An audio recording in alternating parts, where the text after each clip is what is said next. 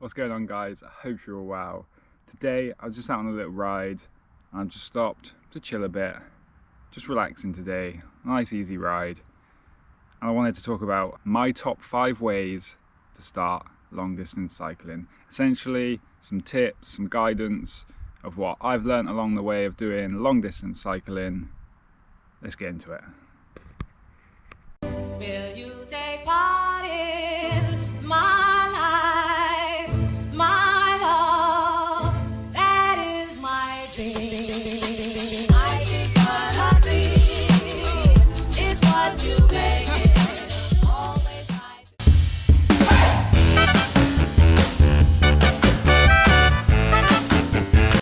Number 1 is comfort on the bike. This is obvious, being comfortable on your bike. But when I say comfort, I'm talking about 2 different types of comfort.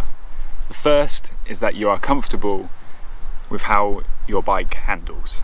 The second type of comfort is the position of your bike. This is going to be different for every person.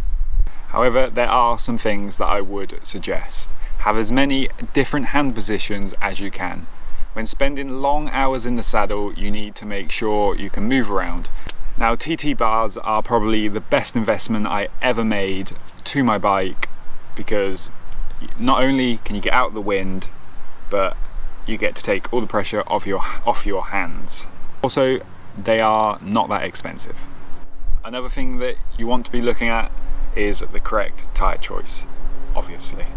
Choosing the fastest rolling tyre in long distance cycling is nearly always the wrong choice, as the last thing you need to be doing is continuously stopping to fix punctures.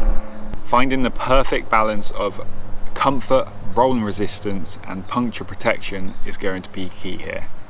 It will take a bit of trial and error, unfortunately.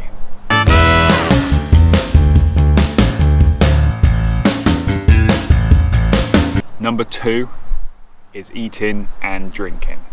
It goes without saying you are going to need to eat and drink while doing long distance cycling.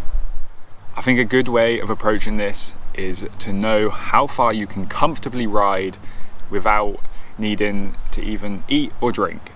So say you can ride 30 miles without needing anything, you should be thinking of having something to eat and drink every 30 miles to keep hunger and thirst away. Think of it like a bar that you need to keep in the green. Too much food and you will just feel all sluggish, and too little you will feel drained. You are looking for the perfect balance of not overeating and feeling sick, but not undereating and having no energy. Try and stick to eating and drinking things you usually eat anyway, and although you will really want an instant pick-me-up of a sugary snack or drink, try and avoid it.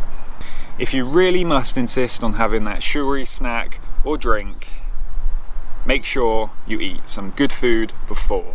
This way you won't just eat so much crap, and you will have actually put in some good calories first.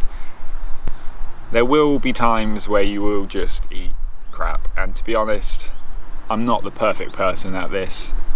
That is my rule, is if I want to eat a bag of sweets, I must eat something a bit more normal first, whether it be a sandwich or, I don't know, a pie. I don't know. Let's say, if I want this bag of sweets, I must eat this pie or sandwich first, and then I can eat the sweets. That's my rule.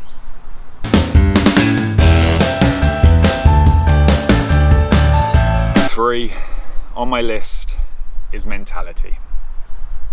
This one is probably the most important one, and the only one that you can train by just getting out there and giving it a go.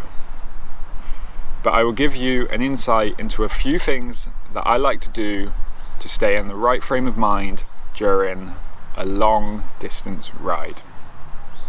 The first thing is really not to overthink the ride. I know, easier said than done, but if you can train your mind to see how riding the first few miles is no different than the miles maybe at 200 miles into a ride, you'll be able to get through them hard times.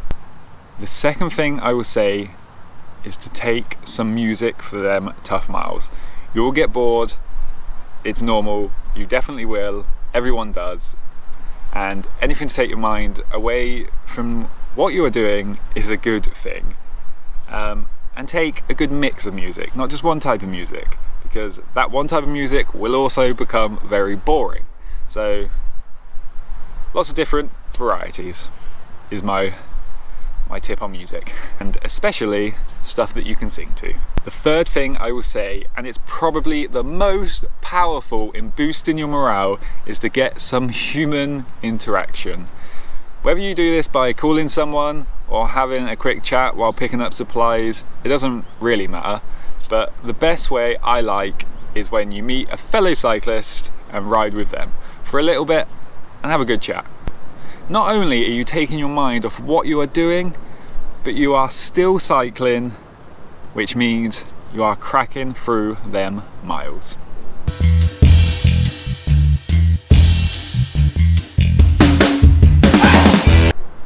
Number 4, pacing yourself. So this is a simple one really. While doing multi-day long distance riding, you have to basically be recovering while riding. There is no point going as hard as you can that you cannot do it again the next day. So no chasing them KOMs or trying to keep up with a really high average speed. In fact, I make a point of any downhill sections I don't really pedal and enjoy the descent.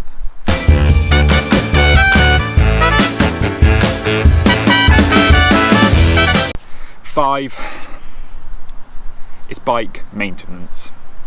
When I say bike maintenance, I'm not talking about making sure your bike is running well before you start. That's a given. You should do that. What I am talking about is make sure you are capable of fixing essentially everything on your bike.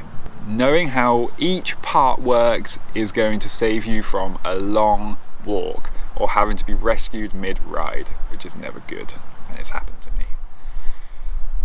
Whether it's a broken chain, a split tire, or a snap cable, knowing how to fix it or come up with a solution is incredibly valuable.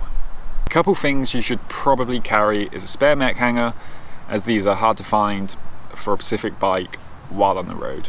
A couple extra chain links just in case you break a chain, a spare gear or brake cable depending on where you will be riding, and some tyre boots. However, you can use an old crisp packet or a gel wrapper, they work too.